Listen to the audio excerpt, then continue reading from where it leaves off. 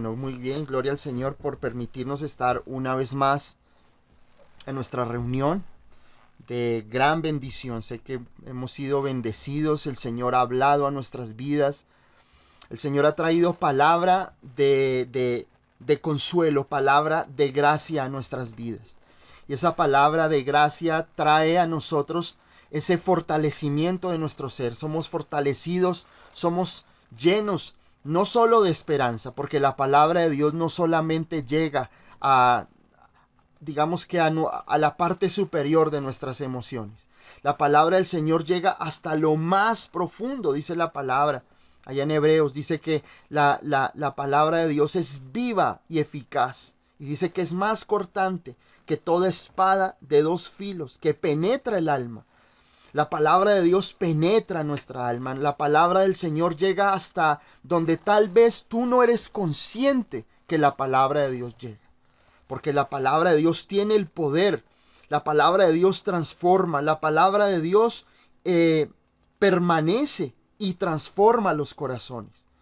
Cuando la gente seguía y se agolpaba a escuchar al Señor Jesús, en él reconocían que no era una palabra como la que aquellos hombres hablaban en ese momento. Los escribas, los fariseos, los rabinos de esa época. Había algo diferente en el Señor y era la presencia del Espíritu Santo. Y esa palabra llegaba hasta lo más profundo. A veces nosotros estamos en una enseñanza, las escrituras son abiertas a nosotros, pero no somos conscientes de lo que sucede en nuestro ser, en nuestro espíritu, en nuestra alma, cuando escuchamos la palabra de Dios atentamente. La palabra de Dios llega hasta lo más profundo. No tengo que defender la palabra de Dios. La palabra de Dios es defendida y es respaldada por el Dios Todopoderoso y hará que esa palabra dé fruto. Ninguna de las palabras de Dios cae en tierra. Nunca pienses que alguna palabra, alguna enseñanza de pronto, como alguien me decía, pastor, es que sé que Dios habló a mi vida, pero no recuerdo esa palabra. Se me olvidó lo que Dios me dijo. No te afanes, porque es Dios el que la ha dicho y a Dios no se le olvida. Dios, desde que ha desatado esa palabra sobre tu vida, la hará realidad, porque la palabra del Señor no vuelve vacía. La palabra de Dios cumple el propósito y tú no necesitas, tal vez no la anotaste, tal vez no la escribiste, pero Dios no necesita que tú tengas esa memoria fotográfica o esa memoria auditiva para que puedas recordar exactamente. Desde que Dios te la haya dicho, Dios la cumplirá. Dios, cada vez que nosotros nos exponemos a las escrituras, cada vez que nosotros exponemos nuestras vidas a una enseñanza, a una predicación llena del Espíritu Santo, la palabra de Dios llega más allá. Tal vez tú esta noche o mañana no recuerdes el total de la enseñanza. Tal vez la puedas escuchar en un futuro. Pero desde que la palabra de Dios fue desatada, cuando la palabra de Dios sale a través de nosotros, los siervos de Dios, las vasijas de barro, porque eso somos nosotros. Somos vasijas de barro, somos seres humanos. Pero Dios utiliza nuestras vidas como instrumento para desatar esa palabra, para que esa palabra llegue a tu vida. Y cuando esa palabra llega a tu vida, da fruto. Esa palabra tarde o temprano comienza a transformar tu corazón, a cambiar tu manera de pensar, cambia tu espíritu, es renovado, es restaurado, es completamente vivificado por el Espíritu Santo. Así que no temas, escucha la palabra, toma nota. Si la puedes ver en un futuro, pues qué bueno que la puedas ver. Pero lo más importante es que dejes que esa palabra que Dios tiene para tu vida llegue a lo profundo de tu corazón. Y la palabra, como dice en la Biblia, que la palabra de Dios corra y sea glorificada. No temas. El Espíritu Santo respaldará cada palabra y llegará a tu corazón, y esa palabra traerá fruto a tu vida. Así que confiemos y tengamos esa plena certeza de que Dios, a través de su palabra, está haciendo un milagro en mi vida. que Dios está obrando, Dios está transformando, Dios está llenando mi vida, Dios está ajustando. Pero lo más importante es que la gracia de nuestro Señor Jesucristo es derramada sobre cada uno de nosotros cuando recibimos las buenas nuevas, porque la palabra evangelio significa buenas noticias. Y esas buenas noticias llegan a nosotros y alientan nuestra vida. Ten la certeza de que Dios está allí en tu vida, está en el propósito de tu vida. Dios está trabajando. Tal vez tú no veas ya exactamente lo que estás esperando que Dios haga, pero Dios está trabajando. Persevera, persevera en Dios. Escucha la palabra, anímate a ella, fortalécete en la palabra de Dios y confiesa y cree que el Señor Jesucristo está obrando a través de tu vida. Amén. Vamos a la palabra. Dios tiene una palabra especial para tu vida hoy. Dios tiene una palabra que estoy completamente seguro que va a reconfortarte y te va a llenar en el día de hoy. Amén. Vamos a estudiar la palabra. Vamos al libro de Marcos en el capítulo 5, en el verso 21. Y dice así la palabra. Dice en Marcos 5, 21. Dice: pasando otra vez Jesús en una barca a la otra orilla, se reunió alrededor de él una gran multitud, y él estaba junto al mar. Y vino uno de los principales de la sinagoga, llamado Jairo, y luego que le vio, se postró a sus pies y le rogaba mucho, diciendo: mi hija está agonizando, ven y pon las manos sobre ella, para que sea salva y vivirá. Amén. Esta es una de las grandes enseñanzas que el Señor nos da en su palabra y en los evangelios. El Señor viene, digamos, a través de toda la provincia de Galilea, predicando el evangelio, haciendo milagros, haciendo prodigios, llevando la palabra. Y sucede algo en esta ocasión. Dice la palabra aquí que estaba a la orilla de ese mar de Galilea. Dice: y se reunió ante él una gran multitud. Dice: y él estaba junto al mar. Cuando lo que orábamos ahora, cuando el Señor en ese momento, cuando él recibe el Espíritu Santo y sale a predicar el evangelio, sale a llevar las buenas nuevas, a llevar esas buenas noticias, comienzan las multitudes a seguirle.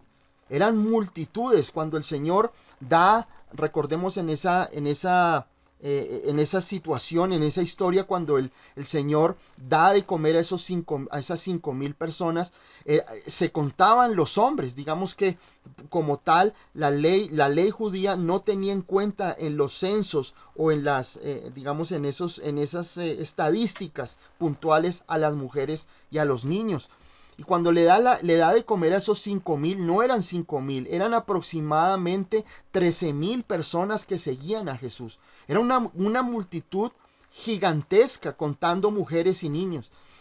Y dice aquí la palabra en el verso 21 de Marcos, en el capítulo 5, dice que había una gran multitud, y tal era la multitud que él tenía que sentarse muchas veces en una barca a la orilla del mar, porque no tenía cómo él poder sentarse y que la gente de una o de otra forma la vieran.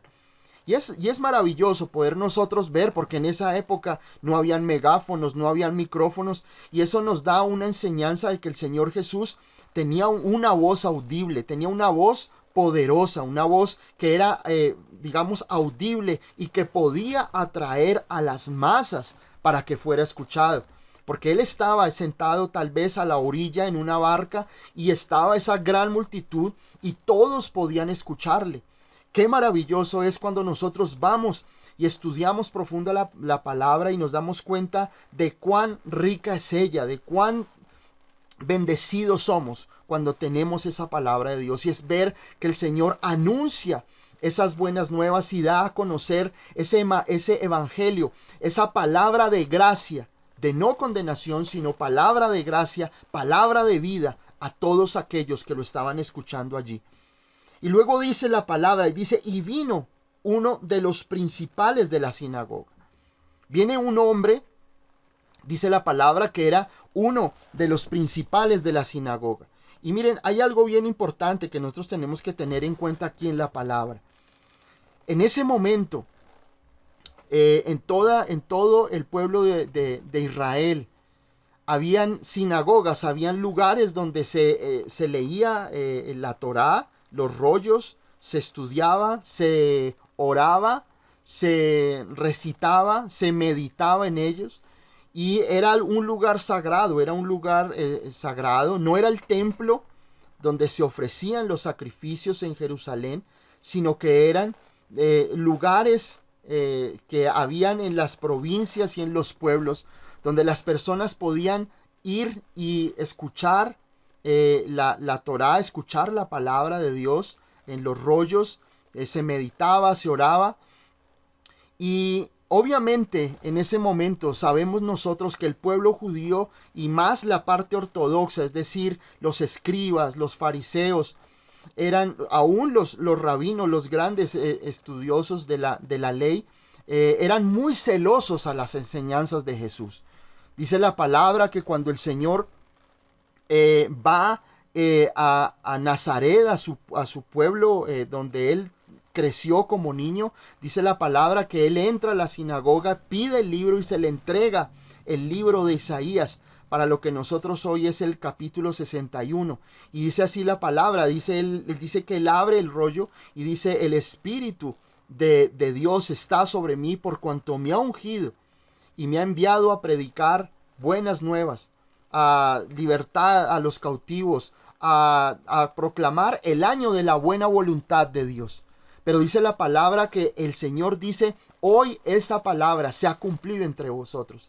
Y cuando Él comienza a hablar, dice la palabra que aquellos hombres que estaban en la sinagoga lo sacaron a Jesús a empujones e intentaron apedrearlo, pero dice la palabra que a lanzarlo de un despeñadero, pero el Señor, dice la palabra, pasa por en medio de ellos. Nosotros tenemos que entender que la doctrina ortodoxa judía rechazaba a Jesús. Y fue esa misma ortodoxia judía la que lo llevó a la cruz del Calvario. Entonces, dice la palabra aquí en el verso 21, en el verso 22, dice que vino uno de los principales de la sinagoga. Y cuando habla de uno de los principales de la sinagoga, era aquella persona junto con otros que eran los responsables de administrar el cuidado de la sinagoga, de cuidar que el culto que se hiciera en la sinagoga, del estudio de los rollos, el orden que se debía llevar, la limpieza, el orden de quién era el que leía, quién podía hacer una disertación, quién abría y quién cerraba la sinagoga, eran estos principales, eran personas muy importantes dentro de estas regiones y eran personas que tenían un estatus, digamos, en cuanto al conocimiento de la ley, en cuanto al conocimiento de los profetas del Antiguo Testamento. Eran hombres conocedores, eran hombres que tenían una gran autoridad en medio de esas poblaciones, y obviamente eran ortodoxos, es decir, eran personas tradicionales en el sentido que hacían respetar la ley, las costumbres y todo lo que tenía que ver con la cultura y digamos la doctrina del pueblo judío. Entonces es sorprendente lo que ocurre acá. Es sorprendente porque obviamente es un hombre que es líder en la sinagoga, pero él tal vez escucha a Jesús de alguna de otra manera, o lo había escuchado en alguna otra predicación que había hecho el Señor Jesucristo. Lo escucha de lejos y escucha la buena fama, porque digamos que esa palabra de la buena fama de Jesús corrió. Dice la palabra que el Señor, en la medida en que Él comenzó a predicar el Evangelio, a extender el Evangelio de Dios y de las buenas nuevas, dice la palabra que había buena fama, es decir, que el Señor la gente comenzó a hablar cosas buenas de Jesús. No solo lo que hablaba, sino comenzaron a hablar de una serie de milagros, de maravillas, de prodigios, de cosas sobrenaturales que el Señor comenzó a hacer. Y esto no es otra cosa que la demostración de la divinidad y de la deidad del Señor Jesucristo. El poder del Señor Jesucristo sobre la muerte, sobre la enfermedad, sobre sobre la naturaleza misma. Acordémonos cuando el Señor en el mar, allí en el mar de Galilea, hay una gran tormenta y hace que la tormenta se apacigüe y queda una gran calma, dice la palabra del Señor. O sea, el Señor de una u de otra manera siempre estuvo mostrando el poder en su palabra, pero también el poder en todos los milagros y en los hechos y en el poder y las divinidades a través de milagros que el Señor Jesucristo demostró. Y dice aquí la palabra que este hombre viene al Señor. Dice en el verso 22, dice: y vino uno de los principales de la sinagoga llamado Jairo, y luego que le vio, se postró a sus pies. Increíble. Uno de los hombres que era lleno de ortodoxia, que tal vez dentro de la misma sinagoga habían criticado a Jesús, que habían colocado en tela de juicio sus enseñanzas, que tal vez por sus declaraciones atentaba muchas veces, no que contradijera la palabra de Dios en la ley y los profetas, sino que él vino a cumplirla, él vino a colocar mucho más alto la palabra de Dios. Por ejemplo, cuando el Señor Jesús, aquellos fariseos le dicen al Señor que qué opinaba acerca del divorcio, del adulterio, y el Señor le dice, el Señor pone la ley mucho más alto. Y dice: oíste que fue dicho que cualquiera que está con la mujer de su prójimo ha adulterado. Dice: mas yo os digo que todo aquel que codicia a una mujer en su corazón ya adulteró con ella. Con la sola mirada, con el solo deseo, ya adulteró con esa mujer. Entonces el Señor, para el pueblo judío, para la clase ortodoxa, para aquellos fariseos, para aquellos rabinos, vienen al Señor y escuchan ese evangelio, esas buenas nuevas, y obviamente no tienen cómo refutarlas, pero entre ellos sí había esa duda. Acordémonos en Juan capítulo 3, cuando Nicodemo, uno de los principales, un rabino, viene al Señor de noche, porque no se podía, no era para este hombre, no era bueno que vieran a este hombre, a este rabino con Jesús a la luz del día. Entonces viene de noche a buscar al Señor para preguntarle qué significaba el nuevo nacimiento. Y lo más increíble es que aquí en el verso 22, este hombre, este principal de la sinagoga, dice la palabra que él viene, dice acá, y luego que le ve al Señor Jesús, se postra a sus pies. Pero literalmente lo que la palabra dice es que él se echa a sus pies. Es decir, que él corre a Jesús y se echa a sus pies, se lanza y se arrodilla ante el Señor Jesucristo. Y eso es algo bien importante, porque es entender que este hombre se humilla y deja sus prejuicios. Este hombre era reconocido, aún sus propios amigos. En la clase ortodoxa judía había un gran respeto. Y obviamente que un principal de la sinagoga se postrara ante Jesucristo, ante el Señor Jesús, era algo que podría ser escandaloso. Escandaloso. Porque el pueblo judío es fiel a sus tradiciones, fiel a la palabra. Y obviamente no se inclinaban ante cualquiera. Sabían que solo se podían inclinar ante Dios. Y este hombre apenas ve al Señor Jesucristo, se postra. Ahora, no sabemos si realmente este hombre se postra porque reconoce que Jesús es Dios. Pero la actitud de humillación, la actitud de rendición y la actitud de colocarse a los pies del Señor, no de una forma, digamos aquí lo que la palabra dice, literalmente no se postra de una forma reverencial y digamos que lenta, sino que apenas ve a Jesús, salta y se postra ante él. Este hombre se humilla y deja sus prejuicios. ¿Cuán importante es esto? Cuán importante es que nosotros cuando nos acerquemos al Señor, lo hagamos con humildad, sin importar lo que a otros piensen de nosotros. A veces somos como Nicodemo, que busca al Señor donde nadie me ve, donde nadie se dé cuenta que estoy buscando al Señor. A veces en nuestro trabajo, a veces con nuestra familia, ocultamos al Señor.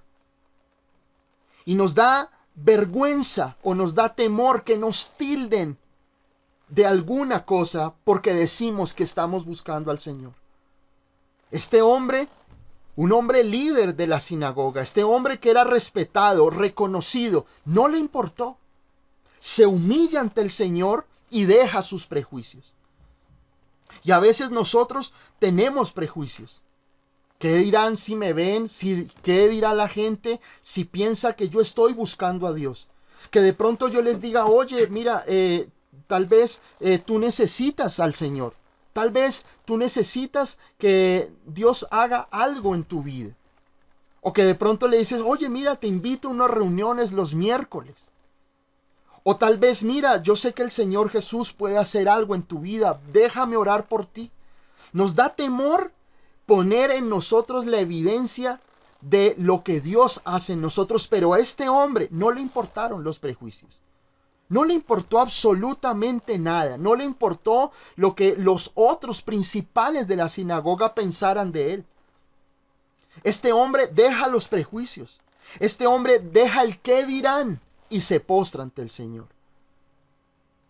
Y cuando nosotros nos acercamos al Señor, siempre vamos a encontrar gente que nos va a criticar.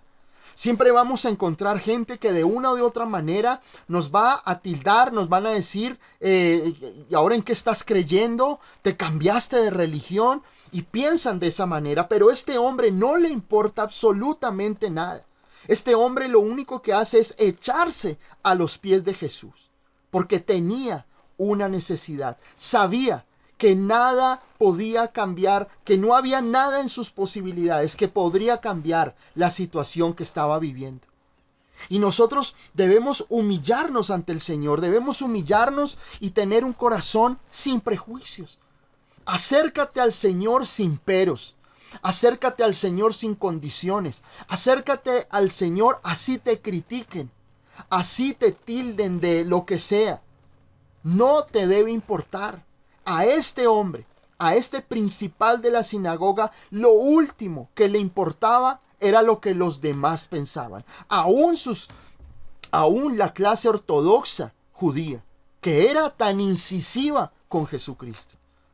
Pero no le importó nada. Este hombre, este principal de la sinagoga, lo que hace es echarse ante los pies del Señor. Y esto me parecía maravilloso cuando el Espíritu Santo me mostraba esto en las Escrituras. Yo podía decir, Dios mío, ¿cuántas veces nosotros tenemos prejuicios? ¿Cuántas veces nosotros nos da vergüenza hablar y testificar del Señor Jesús? ¿Cuántos nos da temor mostrar que el Señor es nuestro Dios? A veces nosotros tenemos una falsa prudencia. Pero a este hombre no le importó absolutamente nada. Yo te digo, a ti no te debe avergonzar buscar a Jesús. A ti no te debe avergonzar hacer una confesión pública de que Jesús es tu Señor. Que el Señor está cambiando tu vida. No seas más una persona que tal vez otros que estaban allí apenas vieron a este hombre, retrocedieron. Pensando, este hombre, ¿por qué hace eso? ¿Por qué se humilla de esa forma? Deja los prejuicios. Acércate al Señor sin vergüenza alguna. Acércate al Señor sin pensar en lo que otros lleguen a pensar de ti. Eso es lo último que nos debe llegar a importar a nosotros. A este hombre lo único que le importaba era que el Señor Jesucristo hiciera algo en su vida. Que el Señor Jesús hiciera un milagro en su vida. Que el Señor Jesús pudiera cambiar sus circunstancias. Que el Señor Jesucristo pudiera cambiar su panorama por algo completamente diferente. Este hombre no le importa. Se humilla ante el Señor. Este hombre reconoce que solo Jesús tiene el poder de cambiar las cosas. Y tal vez había una lucha interior en este hombre. Tal vez ya había visto a Jesús en otro momento. Pero él dijo, esta es mi oportunidad. Tal vez lo que estaba viviendo él personalmente lo venía atajando y lo venía atormentando durante mucho tiempo. Pero él apenas escuchó que Jesús llegó a ese lugar. Ese hombre corre porque estaba viviendo una situación dolorosa en su vida. Y la vemos en el verso 23, dice, y le rogaba mucho diciendo, mi hija está agonizando, ven y pon las manos sobre ella para que sea salva y vivirá. Este hombre se arrodilla ante el Señor Jesús y comienza a rogarle y le dice, Señor, mi hija está agonizando. Este hombre estaba viviendo una tribulación notoria, muy difícil. Su hijita, dice más adelante, tenía 12 años. Pero dice la palabra, realmente lo que dice aquí en el original es, mi hijita está a punto de morir. Literalmente ha llegado a su fase final. Increíble. Su hija estaba agonizando y estaba en la fase final para morir. Y ese hombre decide, o estoy con mi hija en los últimos minutos de su vida, o busco un milagro. O estoy con mi familia y la lloro, o busco a Jesús. ¿Cuántas veces nosotros, en situaciones de angustia, hay situaciones en las que tenemos que decidir, o creemos lo que dice el médico, o creemos lo que dicta o lo que dicen las noticias, o creemos lo que dice nuestra billetera, nuestra economía familiar, o creo en el Señor? Siempre vas a estar en esa dualidad. O ese hombre se quedaba a vivir su propia realidad con su hija, abrazar a su esposa y ver a su hija partir, o correr a los pies del Señor, sin prejuicio alguno. Qué maravillosa es la palabra, y le damos gloria al Señor Jesucristo por abrirnos la palabra y el entendimiento para poder nosotros alimentarnos de ella.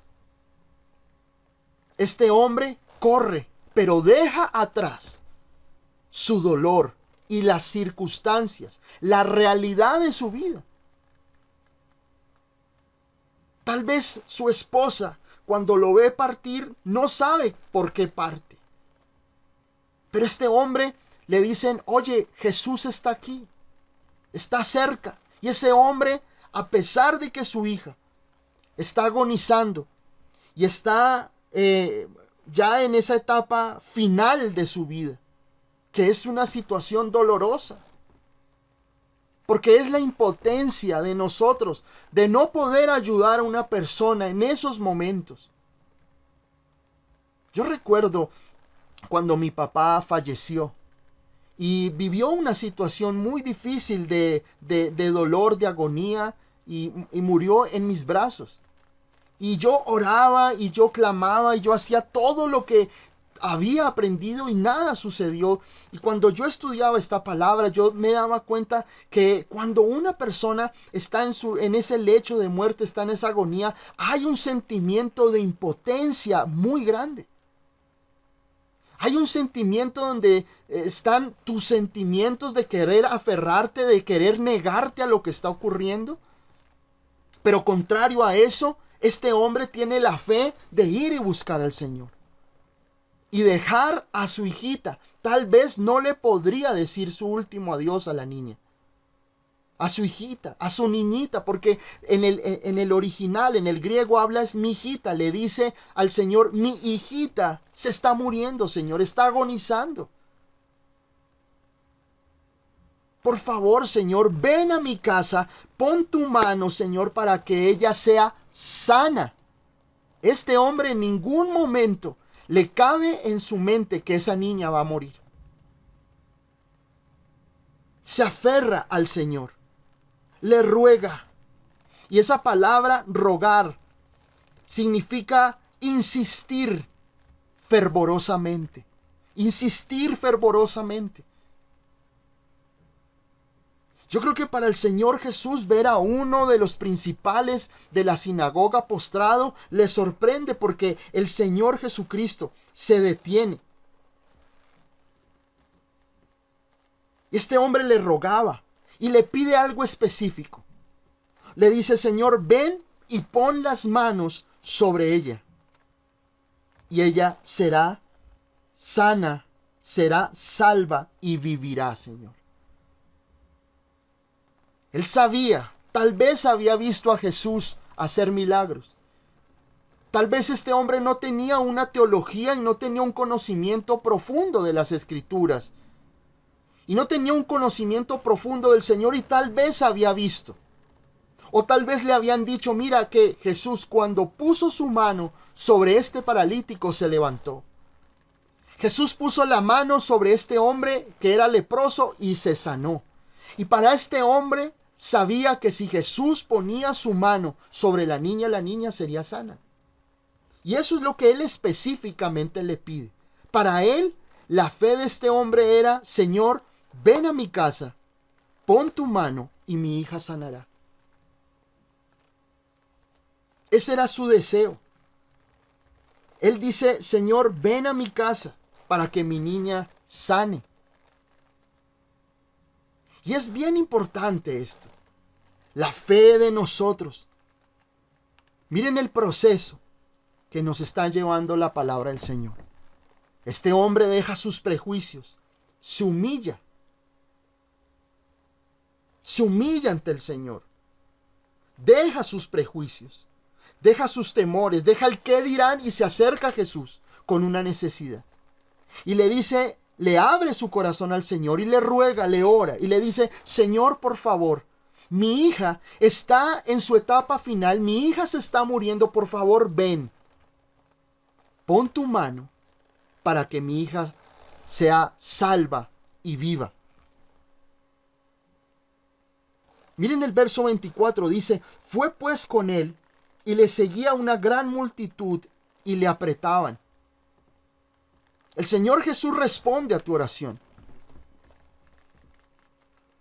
Dice aquí la palabra que cuando este hombre ruega, cuando este hombre clama a Dios con fe, sin prejuicios, con una actitud humilde, dice la palabra en el verso 24, fue pues con él y le seguía una gran multitud y le apretaban. Y me parecía increíble lo que la palabra del Señor nos enseña, y cuando el Señor Jesús abre nuestro entendimiento de la palabra de Dios. Nada de lo que está escrito en la palabra es un accidente. Nada de lo que nosotros encontramos en la palabra de Dios está escrito porque sí. Aquí ocurren dos cosas. Uno, dice el Señor, dice aquí en su palabra en el verso 24, fue pues con él. Es decir, el Señor siempre va a responder cuando ve en ti un corazón humilde, pero con un corazón de fe. Dice aquí la palabra que fue con él, pero miren lo que sucede, dice, y le seguía una gran multitud y le apretaban. Nuestra fe va a ser siempre probada. Nuestra fe siempre va a estar a prueba. Porque a veces queremos que Jesús corra a nuestro lado. Queremos que Jesús corra a la velocidad de nosotros y que nos dé el milagro y que nos responda de lo que le estamos pidiendo inmediatamente. Este hombre, Jairo, le dice al Señor, ven que mi hija, y el Señor dice, ok, yo voy. Esta misma historia está en Mateo capítulo 9. Y dice la palabra allí en Mateo capítulo 9 que Jesús le seguía. Es decir, este hombre estaba apuradísimo, apurado, angustiado, afanado para llegar a su casa. Pero dice la palabra que había una gran multitud y apretaban al Señor. Es decir, Jesús no podía ir al mismo ritmo de Jairo. Jairo iba delante de él, tal vez abriéndose paso, corriendo, angustiado, preocupado, ansioso. Jesús iba a su ritmo. Y la multitud, peor que no lo dejaba avanzar. La multitud estaba apretándolo, imagínense. Por las calles, apretándolo, tocándolo, diciéndole, contándole. Le daban regalos a Jesús. Le decían ora por uno, ora por otro, pero Jesús iba detrás de Jairo. Pero Jairo no llevaba la misma velocidad de Jesús. Jairo iba rápido, angustiado, pero el Señor iba tranquilo. El Señor no estaba afanado. Porque nosotros tenemos que entender que el Señor siempre obra en medio de la paz y del reposo. El Señor no se fue corriendo detrás de Jairo. Jesús iba a su ritmo. Y para Jairo tal vez avanzaba y volteaba a mirar y lo único que veía era esa multitud apretándolo, que no dejaba al Señor Jesús avanzar. Imagínense la angustia, imagínense la preocupación de Jairo por saber que su hijita estaba agonizando y que Jesús por fin lo había contactado, había orado, había clamado y por fin había logrado que el milagro posiblemente se iba a hacer. Pero cuando él miraba hacia atrás no veía a Jesús, pero Jesús iba avanzando. Jesús iba avanzando. Hay que entender algo, mis amados. Jesús siempre tiene su ritmo, tiene su tiempo. Nunca pensemos que el Señor va a correr detrás de nuestra ansiedad. Nunca pienses que el Señor va a correr detrás de tu angustia. El Señor siempre va a querer que tú andes a la par con Él. Por más de que tú corras, no va a haber un milagro. Por más de que tú te dejes llenar de ansiedad, de afán, de preocupación, de abatimiento, nada va a pasar. Si estás pasando por un momento difícil y estás angustiado y estás afanado y estás lleno de ansiedad, estás corriendo porque necesitas que Dios haga ya hoy el milagro, Dios tiene su ritmo. Y Dios tiene su propósito en cada situación. Todo en el tiempo de Dios es perfecto. Y Dios no obra donde hay ansiedad. Dios no obra donde hay inquietud, donde hay abatimiento, donde hay afán. Trae este cuadro que te estoy enseñando aquí en la palabra en el verso 24. Mateo dice que Jesús iba detrás de él. Eso significa que Jairo abría el camino, corría con angustia, pero quería llegar pronto a casa. Pero había un ritmo, había un tiempo en el Señor Jesús. Jesús no estaba afanado. Jesús no estaba angustiado por llegar a la casa de Jairo. El Señor siempre obra en paz. Siempre obra en la paz, en el reposo. Cuando el Señor está allí en la tormenta, dice la palabra que vino una grande tormenta que amenazaba con hundir la barca de los discípulos. ¿Qué estaba haciendo el Señor? Durmiendo. Solo aquel que puede estar en completa paz, como dice la palabra, tú guardarás en completa paz aquel cuyo pensamiento en ti persevera. Mientras que había una gran tormenta, el Señor dormía. Porque el Señor obra cuando tenemos paz, cuando descansamos en Él. El Señor no obra en tu angustia. El Señor escucha tu ruego, pero el Señor no va a responder a tu ansiedad. No va a responder a tu preocupación, a tu miedo. Dios obra en medio de la paz, en medio de ese momento donde yo puedo decir, Señor, tú tienes el control. Tú tienes el tiempo y sé que tú ya me has respondido, Señor. Tú sabes el cómo y tú sabes el cuándo, Señor. Voy a descansar porque sé que tú me has escuchado, Señor. Jairo corría con ansiedad, con angustia. Lo único que podía ver era el rostro de su niña. Pero el Señor iba allí, a su ritmo. Aprendamos esto. Aprendamos que Dios tiene un tiempo para cada cosa en tu vida. Dios tiene una respuesta. Si tú le has clamado al Señor con humildad, sin prejuicios, con fe, Dios responde a tu vida. Pero aprende a descansar en Dios. Aprende a descansar en esa paz shalom que es su palabra. En esa paz que sobrepasa todo entendimiento. Descansa. Ahora miren lo que sucede. Dice en el verso 26, en el verso 25.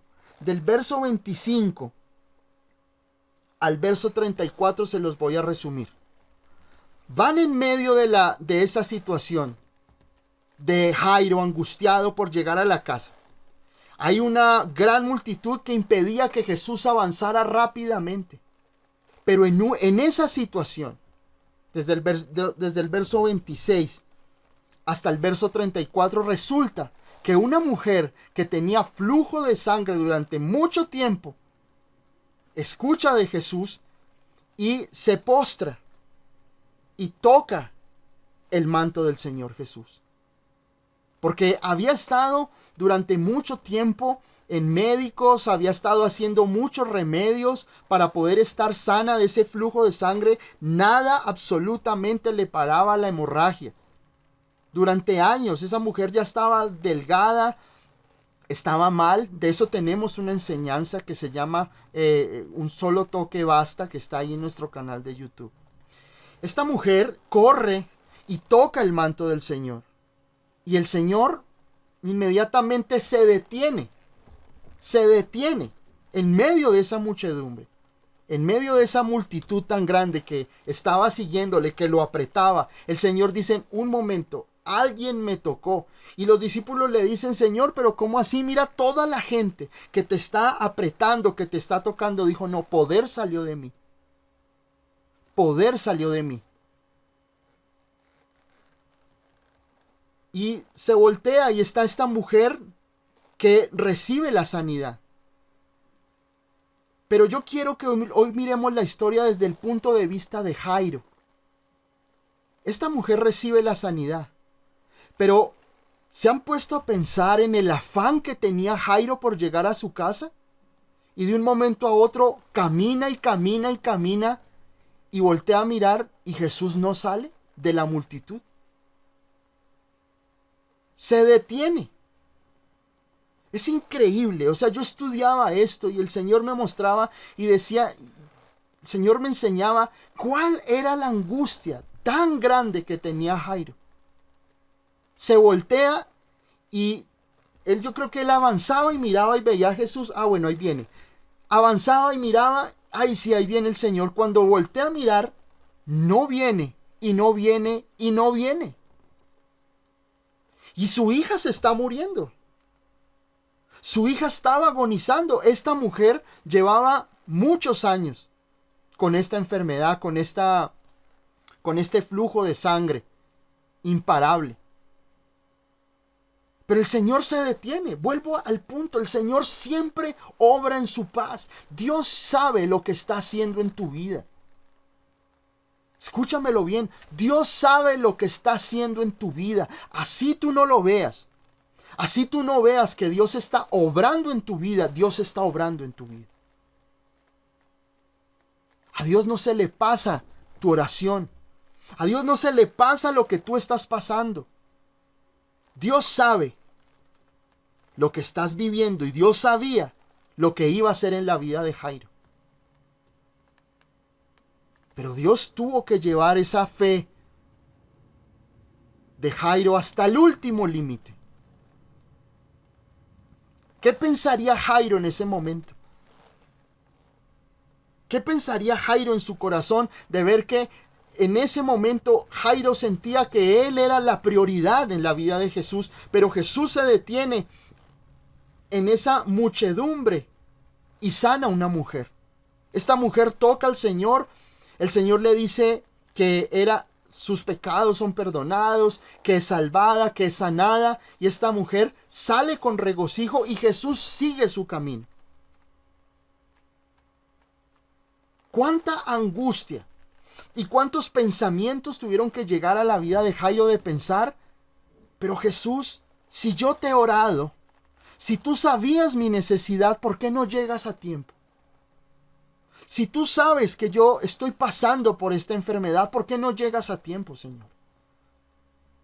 Señor, si tú sabes que tenemos que pagar los recibos, las tarjetas, las facturas, ¿por qué no llegas a tiempo, Señor? Eso era lo que había en el corazón de Jairo. Jairo estaba angustiado, pero respetaba tanto a Jesús que no le hace ningún reclamo, pero su corazón estaba angustiado porque sabía que cada segundo de su vida era importante para su niña, para su hijita. Cada segundo era importante para Jairo, para su niña. Pero el Señor tiene un propósito siempre. El Señor sabe lo que está obrando en tu vida. Nada de lo que sucede en tu vida sucede porque sí. La Biblia dice, todas las cosas nos ayudan a bien a todos los que amamos al Señor. Y oro al Señor, que tú puedas recibir este mensaje en esta noche. Dios sabe que de una u de otra manera nuestros momentos de angustia, a veces pensamos que Dios nos abandonó, y creo que en algún momento Jairo dijo, no, pues Jesús se fue para otro lugar, al no verlo en medio de esa multitud. Pero Jesús avanza. Miren el verso 35, y es terrible, dice, mientras él aún hablaba, vinieron de casa del principal de la sinagoga diciendo, tu hija ha muerto, ¿para qué molestas más al maestro? Si la historia tenía que ponerse más difícil y más oscura, fue este momento. Jairo angustiado, Jairo preocupado porque no veía al Señor obrar a favor suyo. Y aquí en el verso 35 dice la palabra que mientras él aún hablaba, el Señor Jesús, el Señor termina el milagro con esta mujer. Y mientras Jesús terminaba de hablar, vienen estos hombres que reconocían al principal de la sinagoga y le dicen, Jairo, tu hija murió. Tremendo. Yo leía esto y yo decía, Padre, Señor Jesucristo, qué historia de fe tan grande. Yo creo que Jairo quedó atónito de ver que Jesús hace un milagro en una mujer, pero el de él no. Impresionante. Increíble lo que el Señor Jesús nos enseña a través de su palabra. Vienen estos hombres y le dicen, Jairo, desafortunadamente, tu hija murió. Jairo ve un milagro en otros, pero no en él. ¿Y cuántas veces nosotros nos hemos sentido iguales? Hemos sentido que Dios bendice a otros, pero que lo que me pasa a mí no es importante. Señor, pero si yo me arrodillé, si yo rogué, Si yo te demostré toda la humildad, dejé mis prejuicios, pero ¿por qué le respondes a otro, Señor? ¿Por qué haces milagros en otros y en mí no, Señor? ¿Cuántas luchas tenía Jairo en ese momento? Yo creo que ese momento, este hombre Jairo, el principal de la sinagoga, queda frío al ver que Jesús, camino a la casa de su hijita, se detiene a sanar a otro. Y entramos en esa crisis de fe donde siempre le decimos: Dios, pero ¿por qué esa otra persona sí la bendices? ¿Por qué prosperas a otro, Señor? ¿Por qué levantas a otro? ¿Por qué sí le das a otra persona, Señor? ¿Dónde quedan mis oraciones? ¿Dónde queda mi fe, Señor? ¿Dónde queda mi fe, Dios? ¿Dónde queda mi confianza? Esas noches de lágrimas, ¿dónde quedan esos momentos donde he ido a las enseñanzas, a la iglesia, donde he recibido una palabra y salgo animado, Señor? Donde tú me hablas y me prometes situaciones en mi vida, me prometes cosas lindas en mi vida, pero, Señor, sigues respondiéndole a otros. La vida y la fe de Jairo fueron confrontadas. La vida y la fe de Jairo estuvieron en el momento más difícil, y Dios a veces te va a pasar por momentos así, donde tú oras, pero las cosas se empeoran, porque Jairo oró y la cosa se puso peor.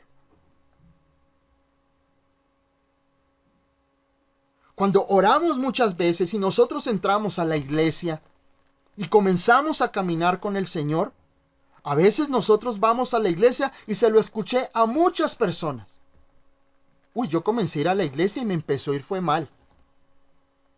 Yo empecé a ir a la iglesia, o fulano o sutano oró por mí, y no, antes peor. Así va a pasar con tu fe. Tu fe siempre va a ser probada. Tu fe siempre va a colocarse en el fuego, si tu convicción y si tu fe es verdadera o no. Si perseveras o declinas de tu fe en el Señor. A este hombre le traen malas noticias. Siempre van a haber personas que nos van a traer noticias malas. Siempre van a haber personas que cuando tú tienes fe y que cuando tú tienes tu esperanza puesta en el Señor, van a venir personas a desanimarte. Siempre van a haber personas alrededor tuyo que cuando tú das un paso de fe en el Señor te van a decir: ¿para qué se mete en eso? No pierda el tiempo. Hay mejores iglesias. Hay iglesias más llenas. ¿Para qué va allá? ¿Para qué busca al Señor? Un miércoles póngase a ver las noticias, póngase a ver el partido. Vaya a cenar, vaya a cine. ¿Para qué? 2 horas escuchando a un hombre. Siempre vas a encontrar personas que vienen a traerte malas noticias. Siempre van a venir personas, van a venir circunstancias que te van a querer poner los pies en la tierra. Porque estos hombres vienen con la mejor actitud del mundo y con el pesar y el dolor en su corazón. Pero vienen a decirle: amigo, muy chévere que tengas fe, muy chévere que creas en Dios, que creas en Jesús, pero ya no moleste a Jesús más. Jesús, usted no le importa a Jesús. Usted no le importa al Señor. ¿Se han puesto a pensar que Jairo en algún momento tuvo que haber pensado: ¿será que perdí el tiempo buscando a Jesús? ¿No debería yo haber aprovechado este tumulto, este sudor, esta angustia, y haber estado con mi hija y despedirme de ella y darle el último beso antes de morir? ¿No hubiera sido más valioso abrazar a mi hija y que hubiera muerto en mis brazos? Por lo menos me queda el consuelo de haberle dicho adiós, pero quedé en la mitad. Y así muchas veces nosotros estamos en una situación. Estamos al filo.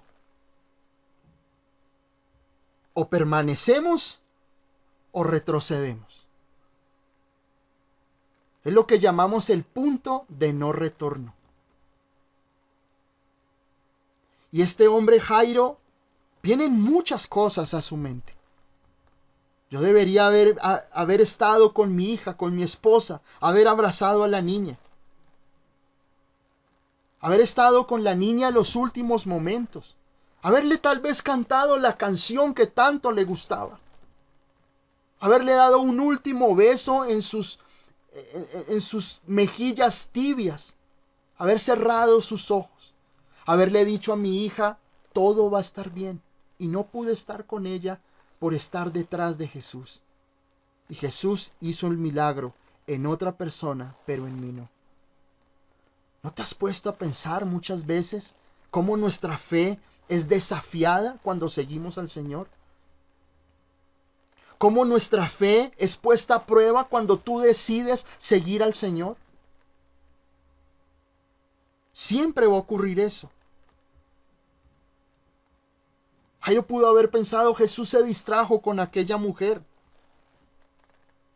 Pero si yo llegué primero, Señor. Pero no dijo nada. Guardaba silencio. Pero creo que en ese momento muchas preguntas se atravesaron como flechas en la mente de Jairo, haciéndolo dudar y haciéndolo retroceder de la fe. Cuando tú estás con el Señor, siempre vas a encontrar esos momentos. Momentos donde tú dices, Señor, ¿sigo yendo a la iglesia? Señor, ¿sigo orando? Señor, ¿valdrá la pena seguir abriendo la Biblia y leerla, Señor? Sabiendo que tal vez estoy lleno de deudas, tal vez mis hijos no tienen que comer. Tal vez esta enfermedad, sigo con el síntoma, sigo con el dolor, sigo con lo que estoy viviendo, Señor. Pero tú sigues obrando en otros, pero ¿por qué en mí no, Señor? Esa mujer se arrodilló, yo también me arrodillé, Señor. Yo llegué primero, Señor. Tú te distrajiste, Señor. Nuestra fe siempre, siempre va a tratar de apagarse.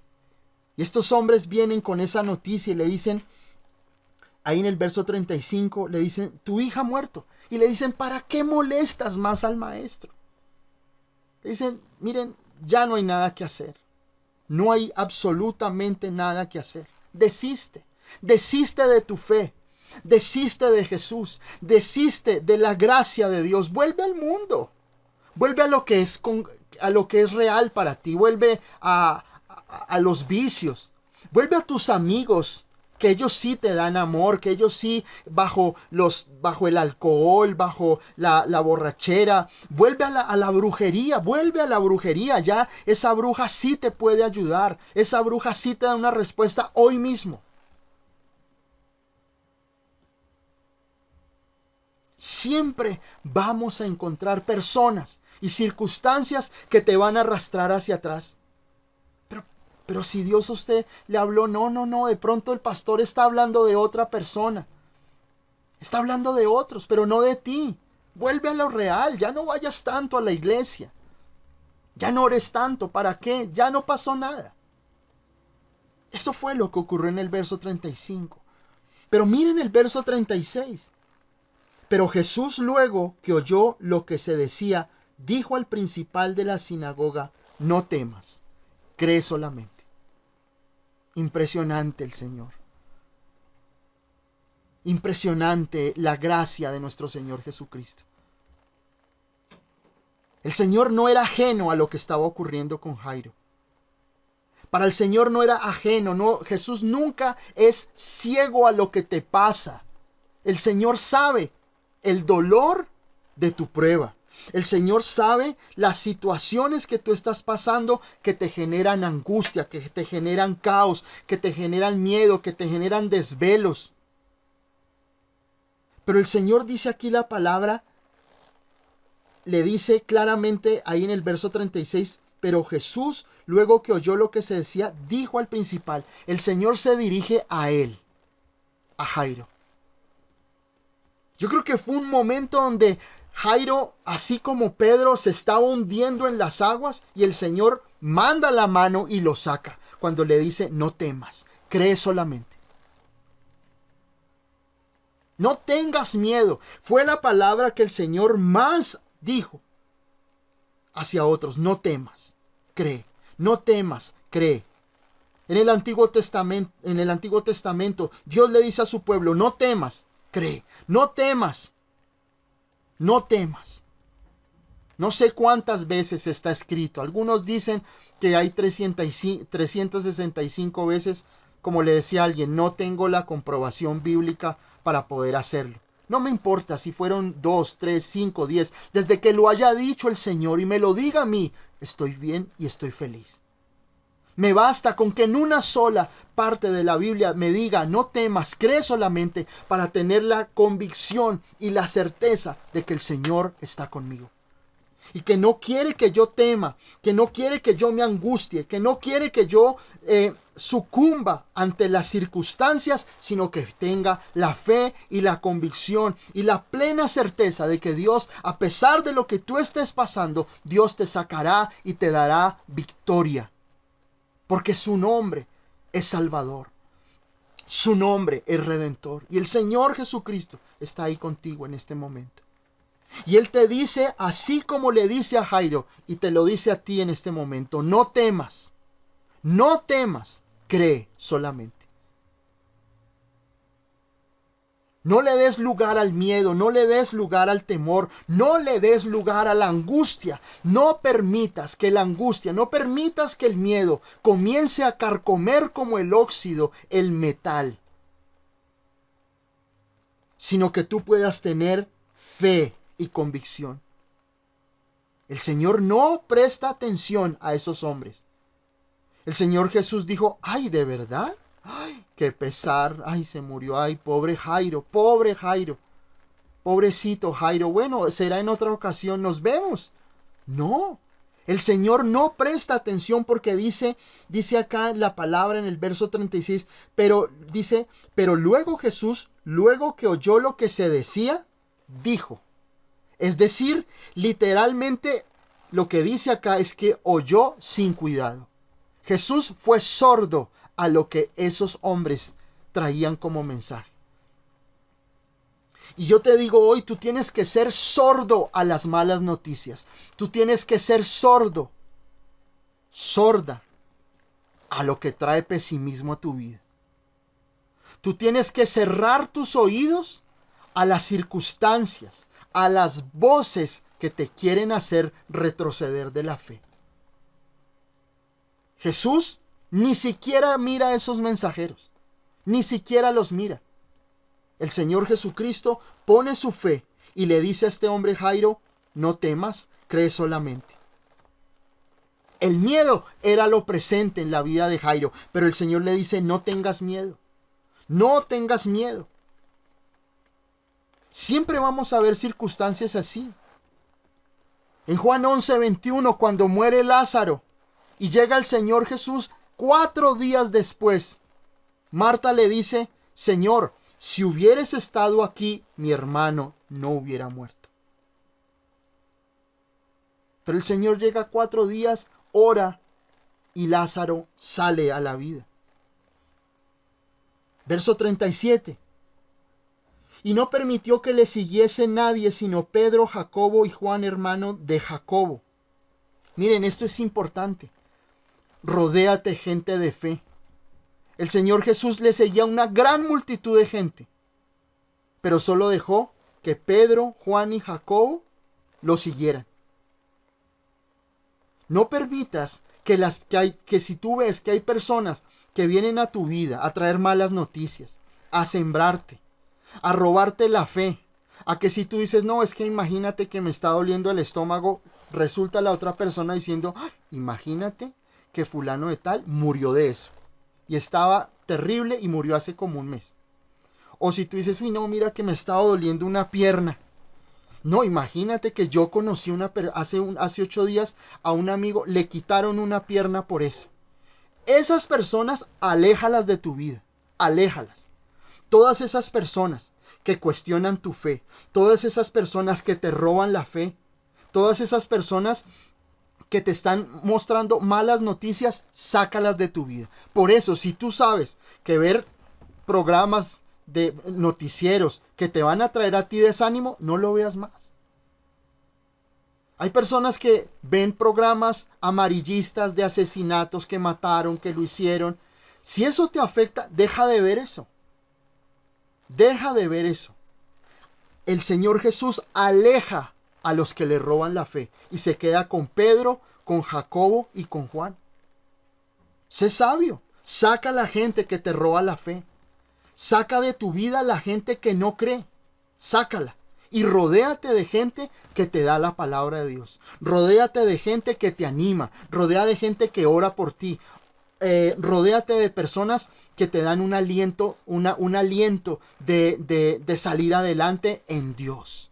En el verso 38, miremos porque esto me parece increíble. Este verso dice: y vino a casa del principal de la sinagoga y vio el alboroto y a los que lloraban y lamentaban mucho.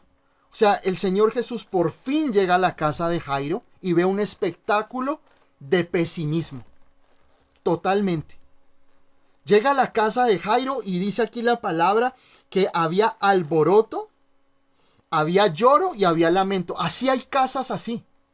Hay hogares donde hay solo pesimismo, donde hay solo lamentaciones, donde hay solo tristeza, donde hay solo amargura. Había un ambiente de luto en esa casa, pero el Señor viene a traer vida. Cuando tú invitas al Señor a tu casa, cuando tú invitas al Señor a que venga a tu vida y entre a tu hogar, tus hijos, tu esposo, tu esposa, saldrá la amargura, saldrá el luto, saldrá la tristeza, porque el Señor viene a traer vida. Hay hogares que son lúgubres, tristes, fríos. Deja que el Señor entre a tu casa y saque toda esa tristeza, porque dice aquí en el verso 8, y vio el alboroto y a los que lloraban y lamentaban mucho. Los saca. Miren, en Medio Oriente, en Oriente Medio, en el pueblo judío, cuando alguien fallecía, la gente empezaba a gritar. Todavía hay esa costumbre. Cuando ustedes, pues desafortunadamente uno ve noticias de Medio Oriente, cuando hay guerra, hay unas señoras que comienzan a gritar y a gritar haciendo, con unas voces, haciendo como voces con la boca de lamentos y lloro. Pero miren, según el Talmud, aún el israelita más pobre debía alquilar dos tañedores de flauta y una plañidera. Entonces, esa era es una cultura, es decir, es algo que todavía en algunos lugares se sucede. Entonces, la familia comienza a llorar y a hacer gritos, y las familias tienen que contratar a dos tañedores de flauta y a una tañidera. Una tañidera es una mujer que se le paga para que vaya y llore y grite en la casa. Y es así, ¿no? Es decir, esto tiene que ver con la cultura que había en ese momento en el Señor. O sea, cuando el Señor llega, había lamentos, habían lloros, había angustia. Estas mujeres, las tañedoras, se les paga para que vayan y lloren y griten y muestren dolor. ¿Eso genera qué? Genera un ambiente de muerte. Eso genera un ambiente de tristeza. Mira, aléjate. Mira, si algo la palabra de Dios nos está enseñando hoy por su Espíritu Santo, aléjate de la gente que trae muerte, que trae destrucción, que trae problemas, que trae angustias, que trae desilusión, desespero y angustia a tu vida. Hay gente que se para al lado de nosotros y comienza a hablarnos de lo malo y tienen una, no sé, como una, no puedo decir energía porque no es así, nosotros no hablamos de energías, pero sí generan un ambiente de tristeza, de muerte. Y cuando el Señor llega a la casa de Jairo, hay un ambiente de muerte, hay un ambiente de tristeza, de soledad, de sequedad. Y dice aquí la palabra en el verso 39, dice, y entrando les dijo: ¿por qué alborotáis y lloráis? La niña no está muerta, sino duerme. Y no era que estuviera dormida, ni agonizando, ni en coma. La niña había muerto. O sea, la niña ya llevaba varios minutos muerta, porque cuando Jesús llega ya había alboroto, ya había ruido. En Mateo, en el capítulo 9, dice que ya habían los tañedores de flauta. Ya estaban tocando las flautas, es decir, que ya habían comprobado en su momento que la niña sí había muerto, y por eso hay ese alboroto. Y el Señor da una palabra contraria a lo que ellos ven. Y es importante eso. La fe es ver lo que solo Dios ve, diferente a lo que yo veo. La Biblia dice en Romanos 4:17 que Dios llama las cosas que no son como si fuesen. Eso es la fe. La fe va en contra de las circunstancias. Las circunstancias te dicen no, Dios te dice sí. Las circunstancias te dicen tú te vas a morir de eso. El Señor dice no, tú vas a vivir si confías en mí. Las circunstancias dicen tú te vas a arruinar, tú vas a estar cada día más endeudado. El Señor dice yo soy tu proveedor. En la casa había alboroto, había un ambiente de muerte, y el Señor dice la niña no está muerta, ella vive. La palabra del Señor siempre va en contra de lo que quita la fe. La palabra del Señor siempre va en contra del miedo. La palabra del Señor siempre va en contra de la angustia. La palabra del Señor va en contra de toda esa oscuridad que había en ese momento. Jesús declara vida donde hay muerte. Jesús declara bendición donde tal vez hoy hay maldición. Ese es nuestro Señor Jesús, en su gracia y en su amor infinito. Y el Señor les dice: ¿por qué lloran? La niña no está muerta, sino duerme. Y en el verso 40, miren lo que dice: y se burlaban de él.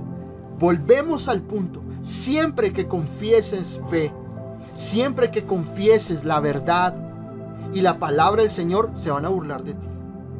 Siempre que tú digas no, el Señor me va a prosperar, la gente se va a burlar. Siga creyendo, siga creyendo, siga creyendo que del cielo le van a caer cosas, siga creyendo que a su casa le van a golpear para bendecirlo. Ayúdate que yo te ayudaré. Eso no está en la Biblia. Ni siquiera el ayúdate que yo ya te ayudé. No, el Señor no necesita mi ayuda. El Señor necesita fe de parte mía.